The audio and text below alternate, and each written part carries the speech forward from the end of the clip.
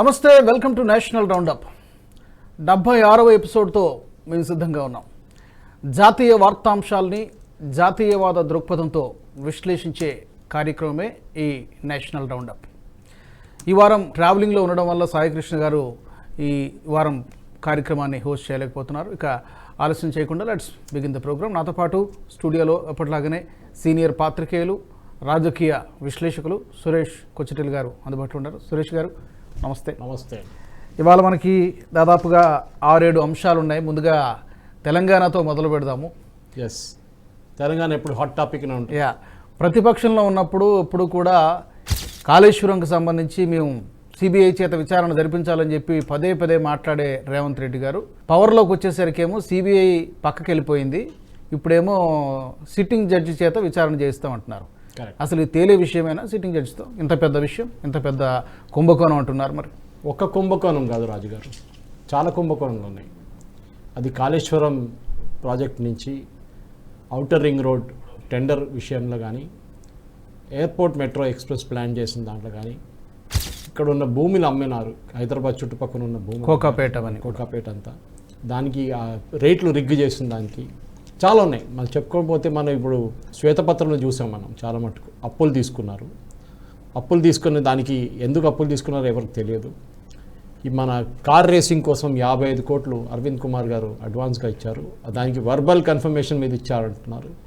గవర్నమెంట్లో ఇట్లా verbal communication మీద ఎక్కడైనా నడుస్తుందని ఫస్ట్ టైం నేను వింటున్నాను ఇట్లా. సో చాలా ఉన్నాయి. సో ఇప్పుడు ఈ ప్రకటించిన జ్యుడిషియల్ కమిషన్ ఒకటే దాని మీద మొదలవుతుందా అనేది ఒక పెద్ద ప్రశ్న. ఎందుకంటే ఒక సింగిల్ టాపిక్ కాదు కదా ఇది, అవును, మల్టిపుల్ టాపిక్స్ మీద నడుస్తుంది.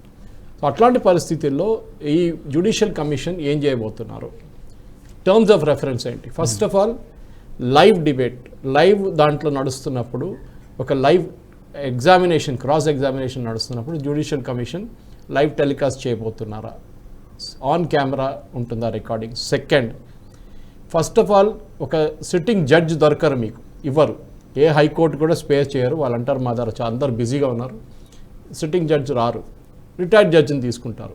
ఆ రిటైర్డ్ జడ్జ్ పొలిటికల్ కంపల్షన్స్ ఏముంది, అది ఇంకా పెద్ద debate.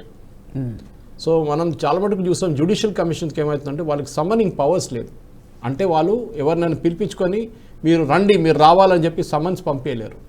Unless state government gives them that quasi judicial power, terms of రెఫరెన్స్లో ఇచ్చినప్పుడు నడుస్తుంది. ఇప్పుడు ఇన్ని కుంభకోణం ఉన్నప్పుడు దానికి ఒక స్టార్ట్, ఒక ఎండ్ డేట్ ఉండాల్సి ఉంటుంది, టైం బౌండ్ ఉండాలి. ఇప్పుడు మీరు ఒక జడ్జికి ఇచ్చిన తర్వాత మీరు 2 సంవత్సరాల తర్వాత రిపోర్ట్ ఇవ్వండి అంటే 2 సంవత్సరాల తర్వాత వీరందరూ బాగా ఆడుకుంటారు. కేసీఆర్ వాళ్ళ పార్టీ కానివ్వండి, మిగతా వాళ్ళు కానీ.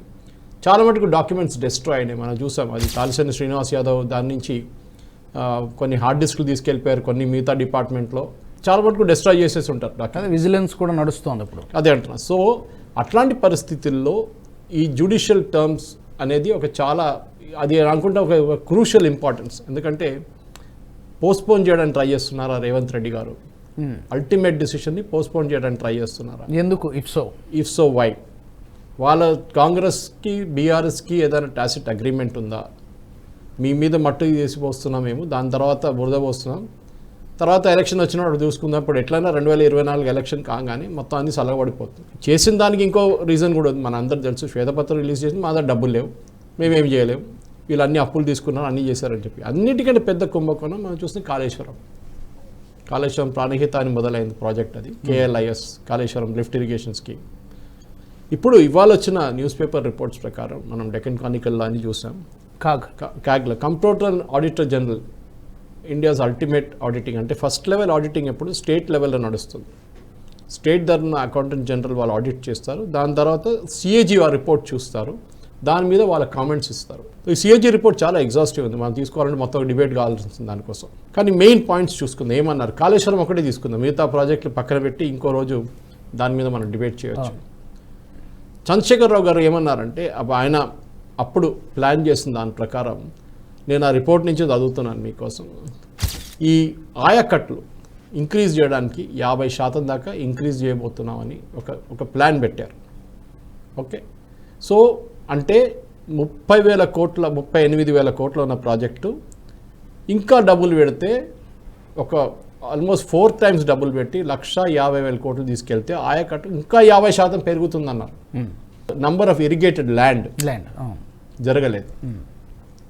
సో వాళ్ళే క్యాగ్ ఏమంటున్నారంటే substantial amounts increase project cost was pocketed by the contractors, particularly mega engineering infrastructure private limited పేరుతో చెప్పారు. అప్పుడు ఏమవుతుందంటే ఈ కాంగ్రెస్ వాళ్ళు బీజేపీ వాళ్ళు ఎలక్షన్ టైంలో చెప్పుకుంటూ వచ్చిన కాళేశ్వరం అన్నిటికంటే పెద్ద కుంభకోణం అని చెప్పేది కరెక్ట్ అని సిఏజీ చెప్తుంది.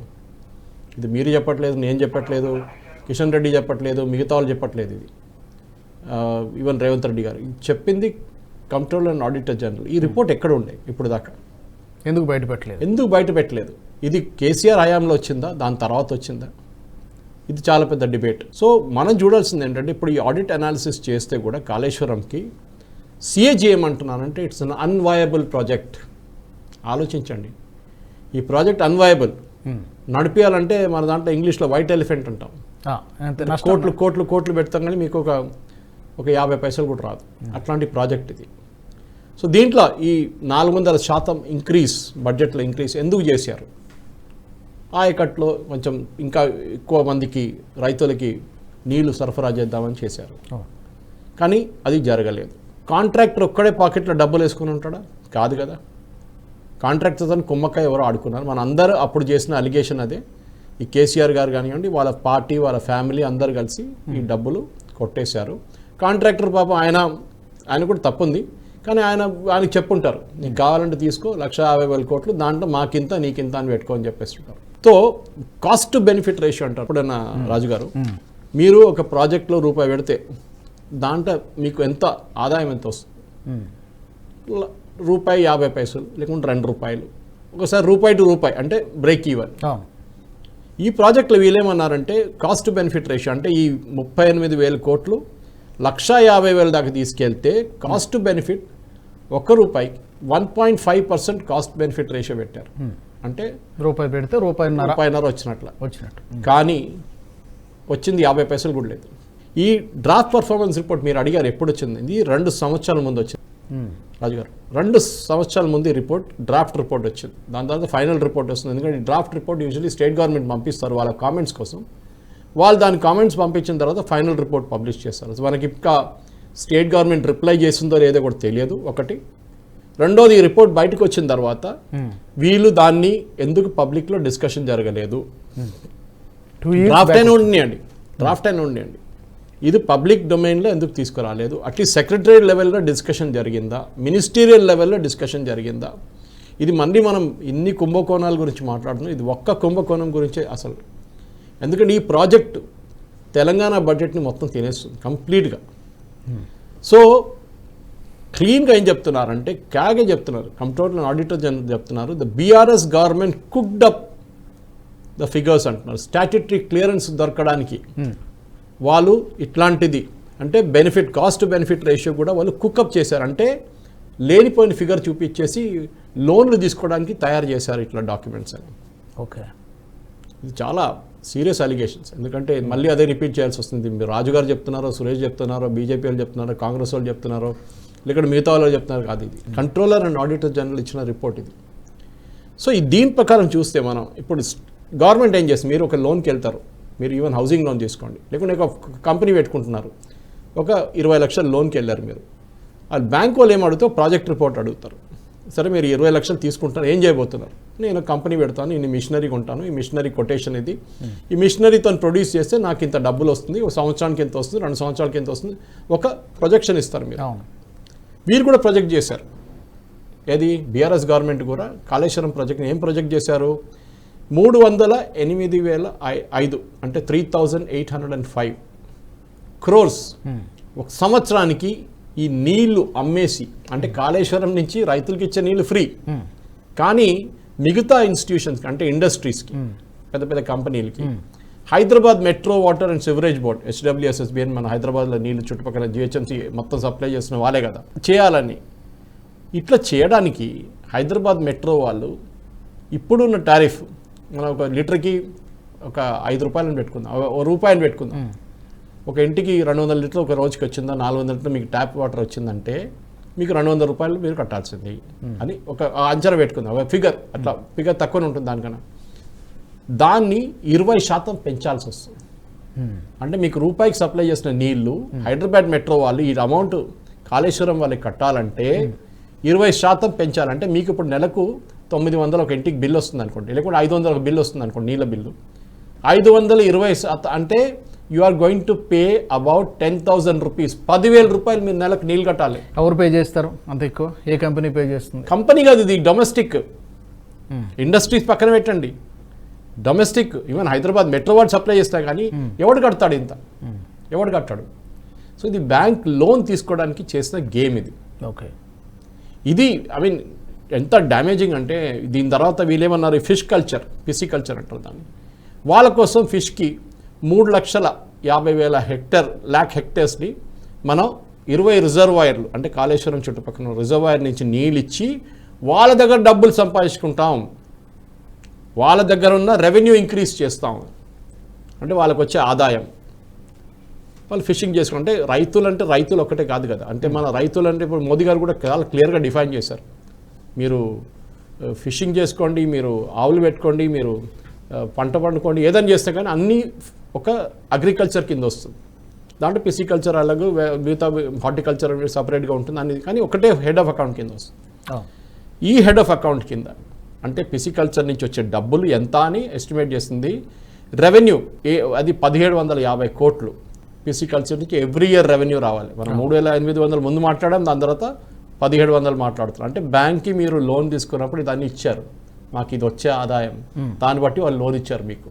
కానీ మీరు చెప్పిందంతా అబద్ధం, ఒక్క పైసా రాలేదు. సో ఇన్ రియాలిటీ ఇప్పుడు వీళ్ళు చెప్పిందంటే ఏంటి, మేము 3,50,000 హెక్టర్లు ఈ పిసికల్చర్ పెట్టుకుంటాము అంటే వాళ్ళ చివరి చేసుకుంటారో వాళ్ళకి ఇస్తామని చెప్పి. యాక్చువల్ జరిగింది 30,000 ఎకర్లు అంతే హెక్టర్లు. దాని కూడా రెవెన్యూ ఎంత వచ్చింది, 154 కోట్లు అంతే. ఎక్కడ పొంతన లేదు, వాళ్ళు చెప్పింది 1,750 కోట్లు, వచ్చింది 154 కోట్లు. ఎవరు కడతారండి మిగతా డబ్బులంతా? ఎవరు కడతారు ఈ లోన్లన్నీ? జ్యుడిషియల్ కమిషన్ ఇది రాబోతుంది. 2 క్వశ్చన్స్ వస్తాయి సురేష్ గారు ఇక్కడ.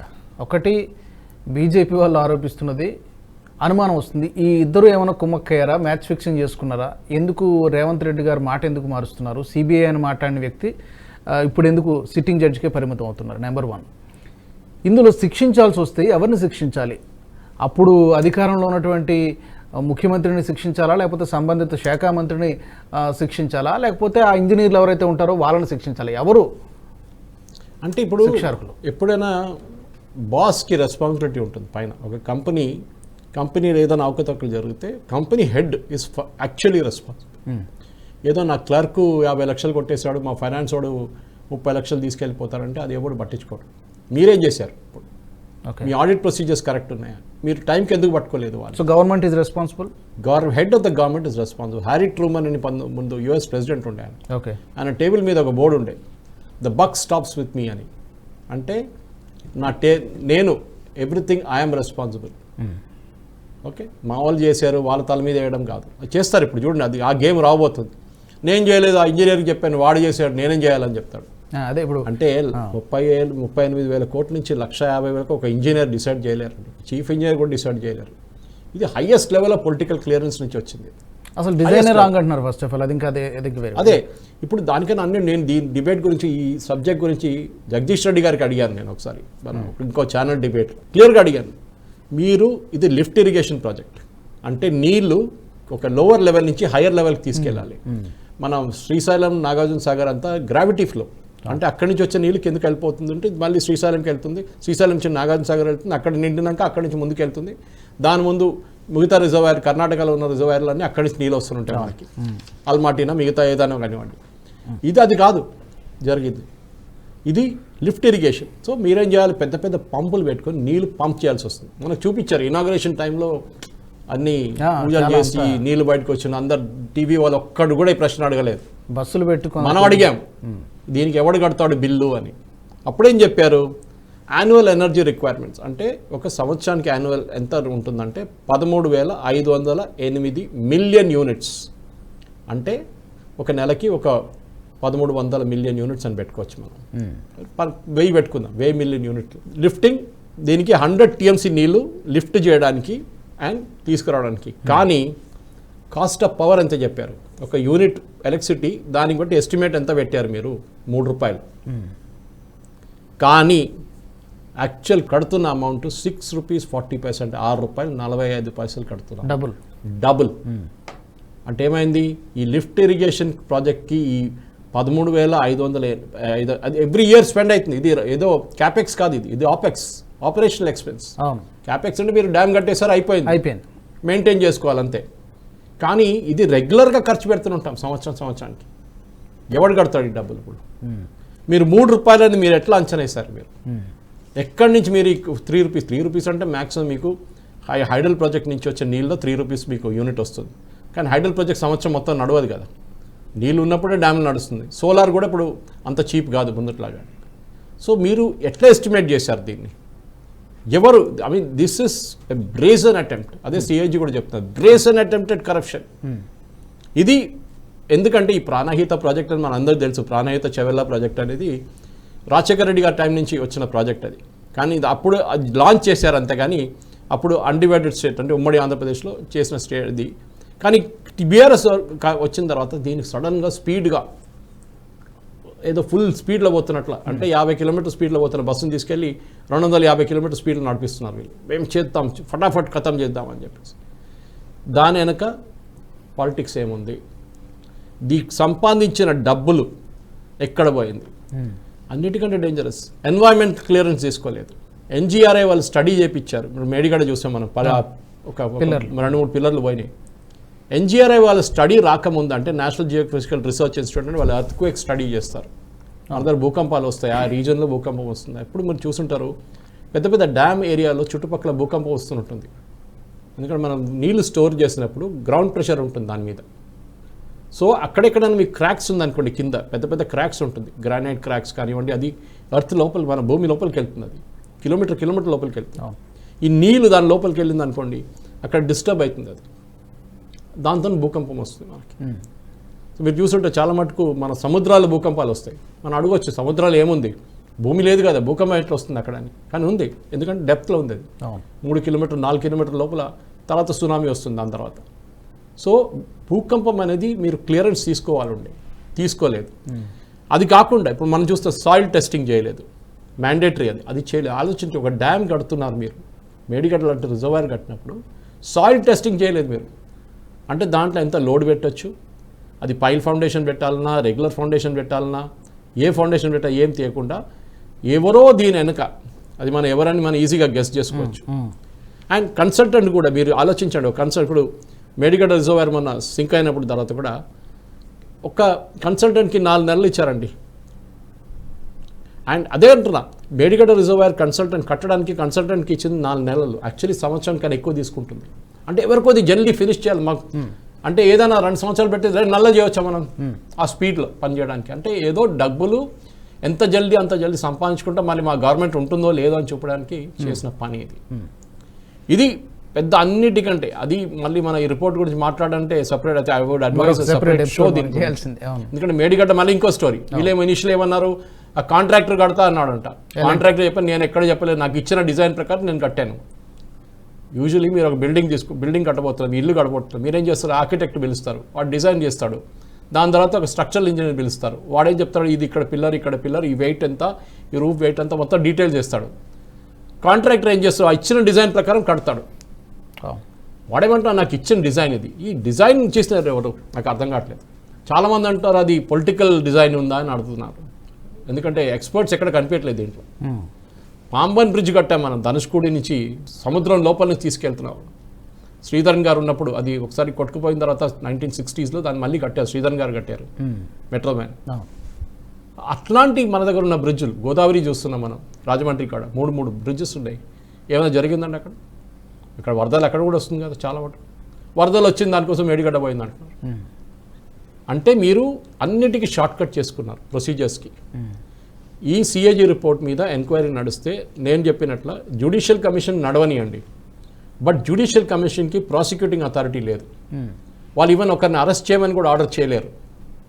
వాళ్ళు బహుశా సిబిసిఐడికో వాళ్ళకు ఉంటే స్టేట్ ఏజెన్సీస్కో పోలీస్కి వచ్చేస్తారు రిపోర్ట్. ఆ. ఆ రిపోర్ట్ రావాలంటే 2 సంవత్సరాలు పడుతుంది. బహుశా గవర్నమెంట్ చెప్తుంది మీరు 6 నెలలు సబ్మిట్ చేయండి అంటారు, కానీ 6 నెలల తర్వాత వాళ్ళు వచ్చి అంటారు టైం సరిపోలేదు, మాకు టైం సరిపోలేదు, ఇంకా 6 నెలలు కావాలి. కేసీఆర్ గారిని పిలిచాము, ఆయన అంటున్నాడు నేను రాలేని అంటున్నాడు. కేటీఆర్ గారిని పిలిపించాం, ఇరిగేషన్ మినిస్టర్ని పిలిపించాం, ఆయన చీఫ్ ఇంజనీర్ ఎక్కడో పోయిండు, అక్కడ ఆ టైంలో చీఫ్ ఇంజనీర్ కనిపించలేదు, ఇప్పుడు ఆయన అమెరికాకి వెళ్ళిపోయిండు. ఇట్లాంటి ఎక్స్క్యూజెస్ బయటకు వస్తాయి. ఇప్పుడు కాలయాపన ఎక్కువ డెఫినెట్గా పోస్ట్పోన్ చేయడానికి ట్రై చేస్తారు. ఇది ఎన్ని సంవత్సరాలు నడుస్తుంది, దీనికి ఒక షార్ట్ స్పెసిఫిక్ టైం పెట్టి ఎంక్వైరీ చేయాల్సింది. ఒక్కొక్క కుంభకోణం మీద సపరేట్ ఎంక్వైరీ పెట్టండి, కానీ ప్రాసిక్యూషన్ ఇమీడియట్గా నడవాలి.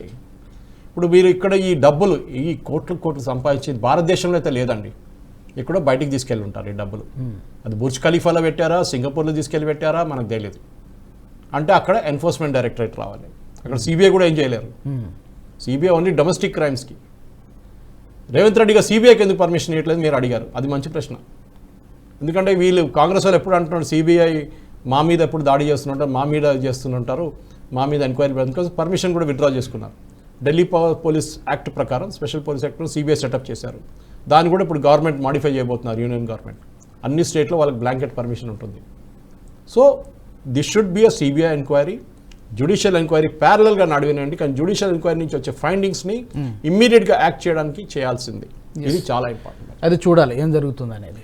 అది మనం కూర్చొని గెస్ట్ చేయలేం, కానీ అది రేవంత్ రెడ్డి గారి పొలిటికల్ డెసిషన్ మేకింగ్ మీద ఉంటుంది. కానీ ఆయన దగ్గర ఆగుతుందా, లేకుంటే మళ్ళీ సోనియా గాంధీ దగ్గరికి వెళ్తుందా, కేసీఆర్ వెళ్ళి సోనియా గాంధీని కలుస్తారా, వాళ్ళిద్దరు మాట్లాడుకుంటారా, కొంచెం స్లో క్వశ్చన్ మార్క్స్. దీంట్లో మన ఇద్దరు ఇంట్రెస్టే బాగుంటుంది. మళ్ళీ మీరు అది వేస్తే నేను దానికన్నా ముందున్న కుంభకోణం కాంగ్రెస్ కుంభకోణం తీసి బయటపడతాను అని చెప్తే మనందరికి తెలుసు రాజశేఖర రెడ్డి గారితో ఏమైంది, అంతా జగన్తో ఏమైంది మనందరూ తెలుసు. కుంభకోణం ఏం కొత్తదేం కాదు, దానికన్నా ముందు టీడీపీ హయాంలో కూడా వచ్చింది చాలా మటు కుంభకోణాలు. హైదరాబాద్లో చుట్టుపక్కల ఉన్న భూమి ఎంత కొనుక్కున్నారు అది ఇదని చెప్పి అక్కడ కుంభకోణం ఉన్నాయి. Political corruption is a reality మన కంట్రీలో. లెవెల్ ఆఫ్ కరప్షన్ చేంజ్ అంతే. సో మన దగ్గర జరిగిన ఇది ప్రజల డబ్బులు అండి, ఇది మీరు నేను పేదోళ్ళు కట్టిన డబ్బులు. ఇది అంతా చాలామంది అంటారు ఇన్కమ్ ట్యాక్స్ 3% మందే కడుతున్నారు, కరెక్టే. కానీ మీరు ఒక సబ్బు తీసుకోండి, ఒక మ్యాచ్ బాక్స్ తీసుకోండి, హోటల్ వెళ్ళి తినండి, ఎక్కడ వెళ్ళినా కానీ మీ మీద జిఎస్టీ పడుతుంది. GST is also tax. Correct. So పేదోళ్ళు కట్టే ట్యాక్స్ని తీసుకొని ఆ డబ్బులు తీసుకొని మీరు అప్పులు తీసుకొని ఇట్లాంటి పెద్ద పెద్ద ప్రాజెక్టులు పెట్టి దానిలో కుంభకోణం చేసి మీరు డబ్బులు ఎక్కడ తీసుకెళ్లారు చెప్పాలి. అది తేలాలి. ఈ ప్రశ్న మనం అందరూ అడగాల్సింది, ప్రతి తెలంగాణలో ప్రతి పౌరు అడగాలి. మా డబ్బులు మీరు ఎక్కడ తీసుకెళ్లారు, దేంట్లో పెట్టారు. ఇది ఒకటే కుంభకోణం, ఇంకా 10 కుంభకోణాలు 15 కుంభకోణాలు ఉన్నాయి. అది సపరేట్గా ఇన్వెస్టిగేట్ చేయాల్సింది. లేకపోతే పక్క రాష్ట్రం గురించి మాట్లాడదాం సార్. ఆంధ్రప్రదేశ్లో ఏం జరుగుతుంది? ఆంధ్రప్రదేశ్లో జగన్ ఏమో ప్రతి 10 రోజులకు ఒక కొత్త స్కీమ్ పెడుతున్నాడు. డబ్బులేమో బటన్ నొక్కుతానంటున్నాడు, డబ్బులు వెళ్తానంటున్నాడు ఆయన. ఈవెన్ ఇంట్రెస్టింగ్ ఈ మధ్యకాలంలో జరిగినటువంటి ఒక ఉదంతం ఏంటంటే అంబటి రాయుడు జాయిన్ అయిన వారం రోజుల్లోనే నేను క్విట్ చేస్తున్నాను, రాజకీయాలకు దూరంగా ఉంటున్నాను. ఆ ట్వీట్ చేసిన 1-2 రోజుల్లోనే ఇక్కడ పవన్ కళ్యాణ్ జనసేనని కలవడం. మరి జాయిన్ అవుతున్నాడా లేదో తెలియదు. What is happening in Andhra Pradesh? మంచి ప్రశ్న అండి. ఎందుకంటే మనం చూసే 56 సీట్లలో అసెంబ్లీ సీట్లలో వాళ్ళ కన్సర్న్ ఇన్ఛార్జెస్ని మార్చారు జగన్ గారు. ఎందుకు మార్చారు? అది పెద్ద ప్రశ్న. అంటే ఇక్కడ కేసీఆర్ గారు ఓడిపోయిన దాని ప్రకారం, నేను మళ్ళీ బీఆర్ఎస్ అంటలేను, కేసీఆర్ గారు ఓడిపోయారు ఇక్కడ. ఎందుకంటే అప్పుడు ఆయనకి ఇచ్చిన అడ్వైజ్ ఏంటంటే మీరు అట్లీస్ట్ 40 మంది ఎమ్మెల్యేలు మార్చండి, మార్చి మీరు గెలవచ్చు. మార్చిన 11 ఎమ్మెల్యేల్లో 10 మంది గెలిచారు. సో అది చేస్తే బాగుంటుండే అని ఒక లెసన్ జగన్కి వచ్చింది. ఇప్పుడు వ్యతిరేకత ఉంది, లేదని కాదు. కరప్షన్ డీల్స్ అక్కడ నడుస్తుంది. పొలిటికల్ ఫెయిలియర్ చాలా ఉంది. ఇన్వెస్ట్మెంట్స్ అంటే కొత్త ఇండస్ట్రీస్ ఏమి రావట్లేదు. ఉన్న ఇండస్ట్రీస్ అక్కడి నుంచి పారిపోతుంది అక్కడి నుంచి. సో అక్కడున్న స్పెషల్లీ యంగ్స్టర్స్కి, అక్కడున్న గ్రాడ్యుయేషన్ చేసిన కానీ ఇంజనీరింగ్ చేసిన వాళ్ళకి ఉద్యోగం రావట్లేదు. వాళ్ళందరూ హైదరాబాద్ వైపు వస్తున్నారు. సో ఎందుకు, ఏం జరిగింది అక్కడ? ఒక పొలిటికల్ ఫెయిలియర్ అయితే డెఫినెట్ ఉంది. ఎందుకంటే ఈ చంద్రబాబు నాయుడు వైఎస్ జగన్ కొట్లాటలో ఆంధ్రప్రదేశ్ దెబ్బ తగ్గింది పెద్దగా, చాలా పెద్దది. ఇది చాలా ఇంపార్టెంట్ అన్నమాట. సో మనం చూస్తున్న దాని ప్రకారం ఏం చేయబోతున్నారు వీళ్ళు, ఎందుకు ఇక్కడి నుంచి జగన్కి ఇంత మంచి ఆపర్చునిటీ చేతిలో ఉన్నప్పుడు ఆయన ఎందుకు వాడుకోలేదు? 10 సంవత్సరాల దాకా మీరు హైదరాబాద్ కామన్ క్యాపిటల్ అని చెప్పారు. అంటే వచ్చే మార్చ్ దాకా హైదరాబాద్ కామన్ క్యాపిటల్ ఉండే. నాయుడు గారేమో వద్దులే నేను హైదరాబాద్లో ఉండను పో అని చెప్పేసి ఆయన అమరావతి అని, మీరు అమరావతి కట్టుకోండి, కట్టే ముందు మీరు హైదరాబాద్ నుంచి ఆపరేట్ చేయండి అని చెప్పారు. లేదు, నేను అక్కడే ఉంటాను. అది ఆయనకు ఒక ఈగో ప్రాబ్లం. ఒక ఎగ్జాంపుల్ ఇస్తాను నేను, దీనికన్నా ముందు కూడా ఒకసారి మెన్షన్ చేశాను. ఛత్తీస్గఢ్ మధ్యప్రదేశ్ స్ప్లిట్ చేసినప్పుడు కొత్త రాజధానిగా రాయ్పూర్ కట్టారు. మీరు రాయ్పూర్ వెళ్ళి చూడండి. నేను ఒక 3-4 సంవత్సరాల ముందు వెళ్ళాను. ఇప్పుడు బహుశా ఇంకా డెవలప్, కోవిడ్ కన్నా ముందు వెళ్ళాను. నేను ఒక కాన్ఫరెన్స్కి వెళ్ళాను. అక్కడ చాలా మంచిగా డెవలప్ చేశారు. కొత్త సిటీ, ఎయిర్పోర్ట్, రోడ్లన్నీ పెద్ద పెద్ద రోడ్లు ప్లాన్డ్. అంటే మన ఇప్పుడు హైదరాబాద్ లాంటి పాత బస్తీ తీసుకుంటే మనం డెవలప్మెంట్ ఎక్కువ చేయలేము అక్కడ. ఈవెన్ హైటెక్ సిటీ కూడా చూడండి మీరు, డెవలప్మెంట్ హ్యాఫెజార్డ్గా జరిగింది. అంటే ఒక ఏరియా డెవలప్ అయింది, అందరితో ఇంకొక ఏరియా డెవలప్ అయింది. అప్పుడు అక్కడ స్లమ్స్ వచ్చేసినాయి, ఇక్కడేమో మల్టీ స్టోరీడ్ అపార్ట్మెంట్ కట్టుకున్నారు, డ్రైనేజ్, నీళ్లు, వరదలు అన్నీ నడుస్తుంది ఇప్పుడు హైటెక్ సిటీలో. ఈ ఆపర్చునిటీ ఉండే చంద్రబాబు నాయుడు గారికి, ఆయన మెస్అప్ చేశాడు. సరే, ఆయన అమరావతి క్యాపిటల్ అని పెట్టాడు, అన్నీ మొదలుపెట్టాడు ప్రాసెస్ తాత్కాలిక. కానీ జగన్ గారు రాగానే ఈ అమరావతి ఎందుకు పెట్టాడు? చుట్టుపక్కల ఉన్న అన్ని భూములు కొనుక్కున్నాడు వాళ్ళ పార్టీ వాళ్ళు, వాళ్ళ కమ్యూనిటీ వాళ్ళు. సరే, అమరావతి క్యాన్సల్. సరే, మీరు క్యాన్సిల్ చేయండి, కానీ కొత్త క్యాపిటల్ ఎక్కడ పెట్టబోతున్నారు డిసైడ్ చేయండి. విశాఖపట్నం అన్నారు, మళ్ళీ అమరావతి అన్నారు, మళ్ళీ కర్నూలు అన్నారు. ఒక డిసిషన్ తీసుకోలేకపోయినప్పుడు ఏమైందంటే ప్రజలు కూడా వ్యతిరేకత వచ్చేసింది. మీ స్కీములు ఎంత స్కీములు అనౌన్స్ చేసినా కానీ డెవలప్మెంట్ చూడాలి ప్రజలకి. వాళ్ళు కంపేర్ చేస్తున్న హైదరాబాద్తోని. హైదరాబాద్ 424 సంవత్సరాల పాత సిటీ, ఏదో నిన్న మొన్న కట్టింది కాదు. ఒక సిస్టమ్ ఉండే, ఇక్కడ ఎలక్ట్రిసిటీ ఉండే, రోడ్లు ఉండే, అండర్ గ్రౌండ్ డ్రైనేజ్ ఉండే. ఆ టైం నుంచి బ్రిటిష్ వాళ్ళు పరిపాలించారా, నిజాం పరిపాలించారు, ఏదైనా కానివ్వండి. సో ఆ పరిస్థితి నుంచి ఆంధ్రప్రదేశ్ పైకి రావాలంటే ఎగ్జాంపుల్, మంచి ఎగ్జాంపుల్ రాయ్పూర్ ఉండే ఛత్తీస్గఢ్కి. చండీగఢ్ ఉంది, చాలా మంచి క్యాపిటల్ కట్టారు. అప్పుడు యూనియన్ టెరిటరీగా చేంజ్ అయినప్పుడు కట్టారు. ఇది ఏం చేయకుండా మీరు ఒక డిసిషన్ తీసుకోకుండా ఉన్నప్పుడు ఈ ప్రాబ్లం జరిగింది. అక్కడున్న ప్రజల వ్యతిరేకత, ఇంకోటి డామినేరింగ్ ప్రెజెన్స్, అంటే ఒకటే మనిషి డిసిషన్ తీసుకుంటాడు అన్నీ. అది మన దగ్గర కూడా మనం చూసాం. కేసీఆర్ గారు డిసిషన్ తీసుకుంటారు, వాళ్ళ ఫ్యామిలీ. అక్కడ ఆయన ఫ్యామిలీ ఎక్కువ లేదు, కానీ ఆయన decision maker, total decision maker. So ఈ పరిస్థితుల్లో అంబాటి రాయుడు కానీ ఎవరైనా అటుపక్కన వెళ్తే you should not be surprised. ఇప్పుడు మన పోయినసారి లోక్సభ పోల్స్ ఎలక్షన్ చూస్తే 2019లో జనసేనకి చాలా సీట్లు, జనసేన టీడీపీ కలిసి ఆ టైం పోటీ చేస్తే వాళ్ళు 10 సీట్లని గెలుస్తుండే ఈజీగా. అంటే ఫర్ ఎగ్జాంపుల్ నేను ఓపెన్గా కావాలంటే తీయొచ్చు, డేటా కూడా నా దగ్గర ఉంది రెడీగా. కానీ ఎందుకు చేయలేదు వాళ్ళు? ఈసారి ఎందుకు నేర్చుకున్నారా, లెసన్ ఎట్లా నేర్చుకున్నారా అనేది పెద్ద ప్రశ్న అన్నమాట. సో మన జనసేన పార్టీ ప్రాబ్లం ఏంటంటే conversion of votes into crowd into mechanism లేదు. జగన్కి ఆ ప్రాబ్లం లేదు ఇప్పుడు, కానీ ఆయన ఎమ్మెల్యేని మార్చాల్సిందే. ఎమ్మెల్యేని మార్చితే ఏం అవబోతుంది, ఎంతమందిని మారుస్తారు, ఎంతమందిని మార్చుతారు, అదొక ప్రాబ్లం. సో డెఫినెట్గా ఈ జరగబోయే దాని ప్రకారం, నా అంచనా ప్రకారం జగన్కి ఈసారి లాస్ట్ టైం వచ్చిన సీట్ కన్నా హాఫ్ కూడా రాదు ఈసారి. కానీ అది లోక్సభ, మన అసెంబ్లీ గురించి మాట్లాడాలి. అసెంబ్లీ వైజ్ ఏం జరగబోతుంది, అసెంబ్లీలో ఎన్ని సీట్లు రాబోతుంది జగన్ వాళ్ళ పార్టీ కంటే, బహుశా ఈసారి ఓడిపోతారు. అవునండి. అప్పుడు అది I may be wrong, but ఇప్పుడున్న అంటే ఆయన ప్యానిక్ చేస్తున్నారని చెప్పగానే మనం చెప్తాం, మనం ఈజీగా చెప్పొచ్చు ఈజ్ ప్యానికింగ్ సడన్లీ. సో ఇట్లాంటి ప్యానికింగ్ సిచ్యువేషన్లో జగన్ గారు ఏం చేయబోతున్నారని చాలా చాలా ఇంపార్టెంట్. నేను ఒక ఎగ్జాంపుల్ ఇస్తాను మీకు. చాలా మటుకు సీట్లో వైఎస్ఆర్సీపీ ఫర్ ఎగ్జాంపుల్ గెలిచిన సీట్లో 2-3 సీట్లు తీసుకుందాం మనం. మచిలీపట్నం వైఎస్ఆర్సీపీ గెలిచిన క్యాండిడేట్కి 5,70,000 ఓట్లు వచ్చినాయి. టీడీపీకి 5,12,000 ఓట్లు వచ్చినాయి. జనసేనకి 1,13,000 ఓట్లు వచ్చినాయి. అప్పుడు ఈ 5,12,000 ఓట్లు 1,13,000 ఓట్లు కలిపితే 6 లక్షల కన్నా ఎక్కువ అవుతుంది. వైఎస్ఆర్సీపీ ఓడిపోతుండే. కానీ ఓట్ ట్రాన్స్ఫర్ ఇప్పుడు వాళ్ళు పొత్తు పెట్టుకున్నప్పుడు ఈ ఓట్ ట్రాన్స్ఫర్ జరుగుతుందా అని చాలా పెద్ద ప్రశ్న. ఎందుకంటే అక్కడ బీజేపీ కాంగ్రెస్ పెద్ద ఫ్యాక్టర్ కాదు. ఇప్పుడు అందరూ అడుగుతారు వైఎస్ షర్మిల వచ్చింది కదా, ఆమె ఏం చేయబోతుంది, ఆమె ఏం చేయలేరు. చాలా క్లియర్ అది ఓన్లీ ఫర్ పొలిటికల్ పాస్చరింగ్. మణిపూర్ గురించి మాట్లాడితే మణిపూర్ ఇంపాక్ట్ అక్కడ ఏమి ఉండదు. అక్కడ కన్వర్టెడ్ క్రిస్టియన్స్ ఎక్కువ, ఒరిజినల్ క్రిస్టియన్. కేరళ లాగా ఒరిజినల్ క్రిస్టియన్స్ లేరు అక్కడ. కేరళలో 17th centuryలో వచ్చింది క్రిస్టియానిటీ, ఇక్కడ కన్వర్టెడ్ క్రిస్టియన్స్. సో ఆమె ఆ మైనారిటీ ఓట్ బ్యాంక్ని అడ్రస్ చేస్తూ ఓట్లు తీసుకుంటా అని కాంగ్రెస్ వాళ్ళ హోప్ ఒకటి. ఆమె ఉనికిని కాపాడుకోవడానికి మేబీ అక్కడ జాయిన్ అయ్యి ఉంటారు. రాజకీయ ఉనికిని ఏదో ఒక సర్వైవ్ కావాలి కాబట్టి మేబీ అక్కడ అదే సర్వైవలే, బేసిక్లీ సర్వైవలే, అంత ఇంకేం లేదు. అది రాజు గారు మీకు కూడా తెలుసు, నాకు తెలుసు. అది కాంగ్రెస్ వాళ్ళకి ఏంటంటే వాళ్ళకి ఎక్కడ లేరు, ఎవరు లేరు అక్కడ. వాళ్ళ మీద ఉన్న నెగటివ్ బీజేపీ వాళ్ళ మీద కూడా ఉంది. అంటే మా రాష్ట్రాన్ని విభజించారు, మీరే చేశారు, మీరే విలన్. అది first Congress villain, second BJP villain. BJP మీద ఆరోపణ ఏంటంటే మీరు మాకు స్పెషల్ స్టేటస్ ఇవ్వలేదు, స్పెషల్ కేటగిరీ స్టేటస్. కాంగ్రెస్ ఏమో మీరే మా స్టేట్ని స్ప్లిట్ చేశారు. ఇదంతా ఒకవైపు మీరు తెలంగాణలో క్రెడిట్ తీసుకుంటున్నప్పుడు దెబ్బ తాకి మీకు ఆంధ్రప్రదేశ్ దాక్తుంది డెఫినెట్గా. కానీ జగన్ గారికి ఇంకా టైం ఉంది, ఇంకా 3 నెలలు ఉన్నాయి. క్యాండిడేట్ని మార్చి గెలుస్తారా తెలియదు మనకి. ఇప్పుడేమో ప్రశాంత్ కిషోర్ ఏమో నాయుడు గారితో పోతున్నారు అంటున్నారు. కలిశారు, బట్ అఫీషియల్గా ఏమి అనౌన్స్ చేయలేదు. అంటే ఇంగ్లీష్లో అంటారు there is no smoke without fire అంట. అంటే ఏమో వస్తుంది, అంటే ఏదో నడుస్తుంది అక్కడ అన్నమాట. సో డెఫినెట్గా చంద్రబాబు నాయుడు, ఎందుకంటే ఆయనకు కొంచెం సింపతి వచ్చింది ఆయన అరెస్ట్ జరిగిన తర్వాత, ఎస్పెషలీ వాళ్ళ కమ్యూనిటీ దగ్గర నుంచి. వాళ్ళ కమ్యూనిటీ లాయల్టీ అబ్సల్యూట్, అదేం డౌటే లేదు. అది ఇక్కడ కాదు, అమెరికాలో కూడా మీరు వాళ్ళ కమ్యూనిటీ వాళ్ళతో ఉంటారు. హైటెక్ సిటీలో ఔటర్ రింగ్ రోడ్లో నాయుడు గారిని అరెస్ట్ చేసిన ప్రొటెస్ట్ తీశారు, బేగంపేట ఎయిర్పోర్ట్ నుంచి ఊరేగింపు తీశారు, అన్నీ చేశారు వాళ్ళు. కానీ దాని conversion of votes, especially Janasena ఓట్స్ని టీడీపీలు తీసుకురావడం, టీడీపీ ఓట్స్ జనసేనకు తీసుకురావడం, వాళ్ళ అడ్జస్ట్మెంట్ సీట్లు అంటే దీని నడుమ ఇట్లా బీజేపీ ఉన్నారు. ఇక బీజేపీలు దూరిపోతారని అది ఇంకో భయం.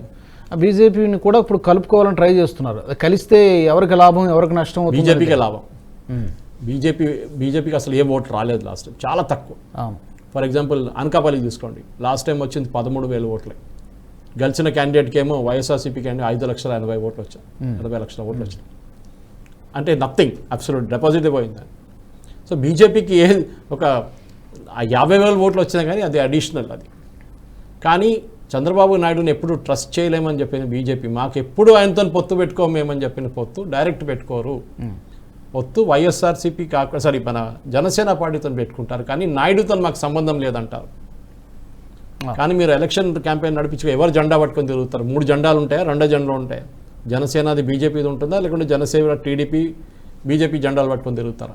ఇదే పెద్ద ప్రశ్న. ఇది వీళ్ళకి ఒకటే కాదు, కమ్యూనిస్ట్ వాళ్ళకి ఇదే ప్రాబ్లం. కేరళలో కొట్టుకుంటారు, అక్కడ వెస్ట్ బెంగాల్లో తోడున్నారు, మళ్ళీ చూస్తే మళ్ళీ మిగతా స్టేట్కి వెళ్తే మాకు వాళ్ళతో సంబంధం లేదంటారు. రైట్. అంటే ఈ మధ్యన మన డిస్కషన్లో, మన నేషనలిస్ట్ హబ్ డిస్కషన్లోనే ఒక వైసీపీ నేత చెప్తూ 16 మందికి మాత్రమే ఇవ్వనని చెప్పారు, బహుశా మరొక 7వ 8వ యాడ్ అవుతుంది తప్ప అంతకుమించి ఏం పెద్ద భారీ మార్పులే ఉండవని చెప్పారు. మార్పులు ఎందుకు చేయట్లేదంటే రెబల్ ఫ్యాక్టర్ భయం. ఎందుకంటే ఇప్పుడు దాకా 5 సంవత్సరాల దాకా ఉన్న ఎమ్మెల్యే కానివ్వండి, దానికన్నా ముందు కూడా గెలిచి ఉంటాడు. ఆ ఎమ్మెల్యే రేపు వెళ్తే ఒక 30,000, 40,000, 50,000, 1,00,000 ఓట్లు తీసుకెళ్ళిపోతే మా క్యాండిడేట్ ఓడిపోతాడు. అదే కేసీఆర్కి ఉండే భయం. ఇక్కడ కేసీఆర్ క్యాండిడేట్ ఎందుకు చేంజ్ చేయాలంటే వీళ్ళందరూ రెబల్స్ అయిపోతారు, ఉన్న మా క్యాండిడేట్ ఓడిపోతారని చెప్పి మార్చలేదు ఆయన. దానికోసం చెప్పి మార్చిన ప్లేస్లో గెలిచారు. అది చూడండి, అది ఒక జగన్ కూడా ఒక సైన్ అన్నమాట. చూడాలి ఏం జరుగుతుందో. ఇక రీసెంట్ టైమ్స్లో పెద్ద హ్యాపెనింగ్ ఏంటంటే ఈ ప్రాణ ప్రతిష్ఠ కార్యక్రమానికి కాంగ్రెస్ పార్టీ వెళ్తుందా లేదని చాలా రోజుల సస్పెన్స్. ఆ సస్పెన్స్కి వాళ్ళు తెరదించి జయరాం రమేష్ ఒక ప్రకటన విడుదల చేశాడు. సోనియా గాంధీ గారు, మల్లికార్జున ఖర్గే, ప్రియాంక గాంధీ గారు ఈ కార్యక్రమానికి హాజరు కాబోవడం లేదు. చాలా స్పష్టంగా వాళ్ళు చెప్పినటువంటి కారణం ఏంటంటే ఇది బీజేపీ ఆర్ఎస్ఎస్ కార్యక్రమం లాగా, ఒక ఈవెంట్ లాగా ఉంది కాబట్టి మేము కోర్టు తీర్పును గౌరవిస్తాం, కానీ ఈ కార్యక్రమానికి మాత్రం మేము హాజరు కావట్లేదని చెప్పి వాళ్ళు ప్రకటించడం జరిగింది. ఎలా ఉండబోతుంది కాంగ్రెస్ పార్టీ నిర్ణయాన్ని ప్రజలు ఎలా తీసుకుంటారు? డెఫినెట్గా, ఎందుకంటే ఒక పొలిటికల్ అనలిస్ట్ అందరు చెప్తున్నా నిన్నటి చెప్తున్న మాట ప్రకారం this is going to be a disaster for Congress. కాంగ్రెస్లో ఒక ఇంగ్లీష్లో catch-22 సిచ్యువేషన్ అంటారు. అంటే చేస్తే మీకు దెబ్బ దక్కుతుంది, చేయకుండా కూడా మీకు దెబ్బ దక్కుతుంది. అది కాంగ్రెస్ ఇక్కడున్న 55 సీట్లలో 19 సీట్లు కేరళ నుంచి, 19 సీట్లు అంటే ఆల్మోస్ట్ 20 అని పెట్టుకోండి. అంటే వాళ్ళకి మిగతా స్టేట్ నుంచి వచ్చింది, మిగతా స్టేట్ నుంచి అన్ని భారతదేశం మొత్తం కలుపుకుంటే 35 సీట్లు అంతే. కేరళ నుంచి 19 వచ్చింది. దాంట్లో రాహుల్ గాంధీ గారి వయనాడు కూడా ఉంది. అక్కడ ఉన్న ముస్లిం లీగ్ ఇది రాగానే, ఇది ప్రాణప్రతిష్ఠ అనౌన్స్మెంట్ రాగానే జనవరి 22 అక్కడ సంస్థ అని ఇంకో ముస్లిం లీగ్ ఆర్గనైజేషన్ ఉంది. వీళ్ళందరూ కలిపి కాంగ్రెస్కి వార్నింగ్ ఇచ్చారు, మీరు గిట్ట మీ వాళ్ళు పోతే మేము చూసుకుంటాం మిమ్మల్ని. అలా ఒత్తిడి పనిచేస్తుంది. భయం కదా, రాహుల్ గాంధీకి ఇంకో కాన్స్టిట్యున్సీ చూసుకోవాల్సి వస్తుంది, వయనాడు ఉండదు. దానికన్నా పెద్ద ప్రాబ్లం కమ్యూనిస్ట్ వాళ్ళు. వాళ్ళు ఎట్లయినా పోరు. వాళ్ళ బాసు పేరు సీతారాం యచూరి, దాంట్లోనే సీతా ఉంది, రామ్ ఉంది, కానీ ఆయన వెళ్ళట్లేదు. ఎప్పుడో అనౌన్స్ చేశారు. ఎప్పుడో అనౌన్స్ చేస్తారు. ఆయన వెళ్ళచ్చు. ఆయన వెళ్తే కూడా ఏం పెద్ద ఫరక్ పడదు. కానీ ఆయన వెళ్ళకుండా ఇక్కడ ఉన్న కేరళ వాళ్ళ కమ్యూనిస్ట్ ఏం చెప్తారు, చూడండి కాంగ్రెస్ వాళ్ళు పోతున్నారు, ముస్లింలు మీరు గుర్తుపెట్టుకోండి వీళ్ళని అని చెప్పేసి. సో వీళ్ళకి భయం, కమ్యూనిస్ట్ వాళ్ళు ఓట్లు తీసుకెళ్ళిపోతారు అని. So both ways Congress got cot. అక్కడున్న కాంగ్రెస్ యూనిట్, కేరళలో ఉన్న కాంగ్రెస్ యూనిట్, విడి సతీశన్ వాళ్ళ PCC leader, state president Sudhakaran, వీళ్ళు ఒఫీషియల్గా రెజల్యూషన్ పాస్ చేసి కాంగ్రెస్ పార్టీ నాయకులు ముగ్గురు వెళ్ళకూడదు అని రెజల్యూషన్ పాస్ చేశారు. ఇప్పుడు కాదు, 2 వారాల ముందు. మీరు వెళ్తే మాకు ఇబ్బంది అవుతుంది. అదే టైంలో హిమాచల్ ప్రదేశ్ ముఖ్యమంత్రి సుక్కు గారు ఆయన ఏమన్నారు, నన్ను పిలవకుంటే కూడా నేను పోతాను అంటున్నాడు. యూపీ గుజరాత్ చీఫ్, గుజరాత్ ముందు పీసీసీ చీఫ్, ఆయన వాళ్ళు అంటున్నారు ఇవాళ దీనికి వెళ్ళకపోతే ఇక్కడ మర్చిపోండి గుజరాత్ అంటున్నాడు కాంగ్రెస్. యూపీలో కూడా అదే జరగబోతుంది. సో ప్రాబ్లం ఎక్కడ వచ్చిందంటే మల్లికార్జున్ ఖర్గే గారు కానీ అధీర్ రంజన్ చౌదరిని తీసుకోండి, ఆయన గెలిచిన సీట్లో ముస్లిం మెజారిటీ సీట్ అది. ఆయన వెళ్ళాడు అనుకోండి అయోధ్యకి, ఆయన సంగతి అంతే, ఆయనకి సీట్ ఉండదు, ఇప్పుడు డిపాజిట్ కూడా రాదు ఆయనకి. అట్లాంటి పరిస్థితి. సో వీళ్ళేంటంటే ఇప్పుడు హిందువులతో మాకేం పని, మాకు కావాల్సింది ముస్లిం ఓట్లు, ఇదే చూస్తున్నారు కాంగ్రెస్. ముస్లిం ఓట్లు తీసుకొని మాకు ఒక 50 నుంచి 60 సీట్లు వస్తే మిగతా హిందువుల్ని అక్కడిక్కడ మనం స్ప్లిట్ చేసుకొని బ్యాక్వర్డ్ కమ్యూనిటీ, ఆ కమ్యూనిటీ, ఈ కమ్యూనిటీ అని చెప్పి వాళ్ళు డివైడ్ అండ్ రూల్ పాలసీ పెట్టి ఇంకొక 40 సీట్లు వస్తే మాకు 100 సీట్లు వస్తుందని వాళ్ళకి అంచనా. అది రాదు. ఫస్ట్ ఆఫ్ ఆల్ ముస్లిమ్స్ మన ఓల్డ్ సిటీలో చూస్తామని ఇప్పుడు వాళ్ళ పార్టీ వాళ్ళకి ఇస్తారు. అంటే ఎంఐఎం వాళ్ళకి 7 సీట్లు అసెంబ్లీ, ఒక లోక్సభ సీటు. అది కాకుండా కేరళలో ఇండియన్ యూనియన్ ముస్లిం లీగ్ వాళ్ళకే ఇస్తారు ఓట్లు. ఎవరైనా ఉండే వాళ్ళకు ఒక క్యాండిడేట్ ఉండే ఒక టైంలో, సులేమాన్ సేఠ్ ఉండే ఒక ఎంపీ క్యాండిడేట్ ఉండే, ఆయన బాంబే నుంచి వస్తుండే, ఇబ్రాహిం సులేమాన్ సేఠ్. ఆయనకి మలయాళం రాదు, కానీ ఐయుఎంఎల్ ఒక పార్టీ ప్రెసిడెంట్ ఉండే ఒక టైంలో. ఎందుకంటే ఐయుఎంఎల్ అని జిన్నా వాళ్ళ పార్టీ, actually original party Mohammed Ali Jinnah, పాకిస్తాన్కి వెళ్ళిపోయి ఇచ్చేసి వెళ్ళిపోయాడు, మీరు నడిపించుకుంటారా అని.